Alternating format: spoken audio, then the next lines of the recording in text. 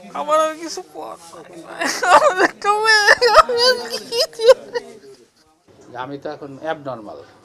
আমার তো মনে করেন এখন আর আমার ছোট বাচ্চা মেয়েটারে আমি কিভাবে সামনে দাঁড় করাবো, এটা তো আমার এখন আর মানে মাথায় কোনো কাজ করতেছে না। এখন তো আমার মরা ছাড়া কোনো পথ নাই। আমি মারা গেলেও হয়তো আমার এই সম্পদ থাকলে আমার মেয়েটা হয়তো সামনের দিকে এগোতে পারতো। এখন না, আমি বাইচে থেকে তো আমার লাভ নেই। আমি বেঁচে থেকে আমার লাভ নেই।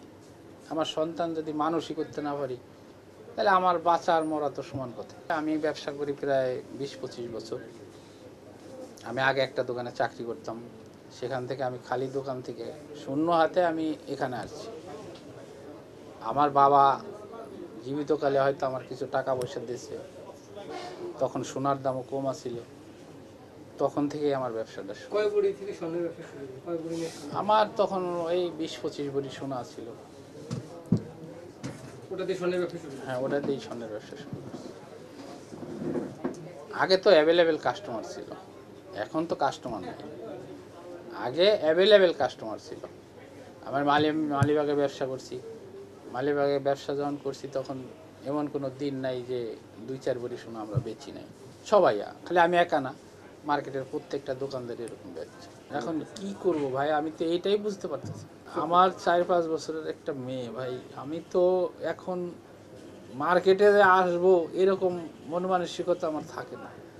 তারপরে আসি, এখন আইসে যখন তালাটা দেখি ভাঙা, বা তালাটা যখন খুলি বা শাটারটা যখন উঠাই, তখন তো হৃদয়ে রক্তক্ষরণ হয়।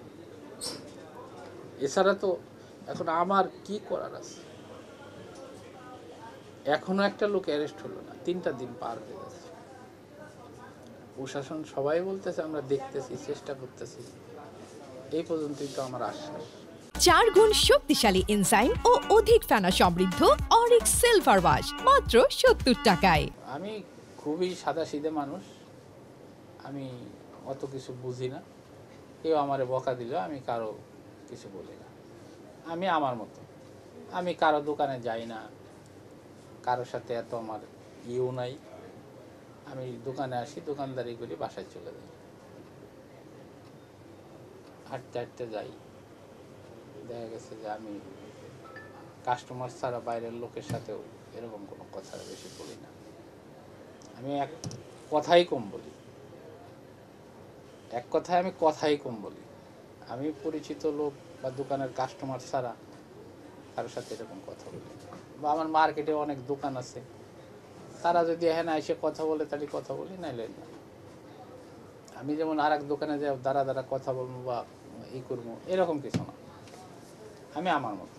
আমি যে এখনো বেঁচে আছি, এটা হচ্ছে সবচেয়ে বড়, হয়তো আমার মেয়ের জন্য আমি বেঁচে আছি।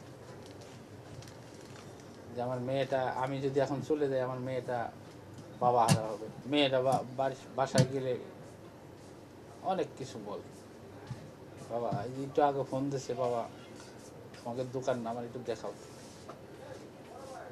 দেখালাম, বাবা কিচ্ছু নাই, সব নিয়ে গেছে।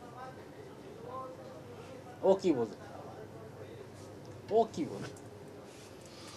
বাবা কিচ্ছু রেখে জানে, সব নিয়ে গেছে।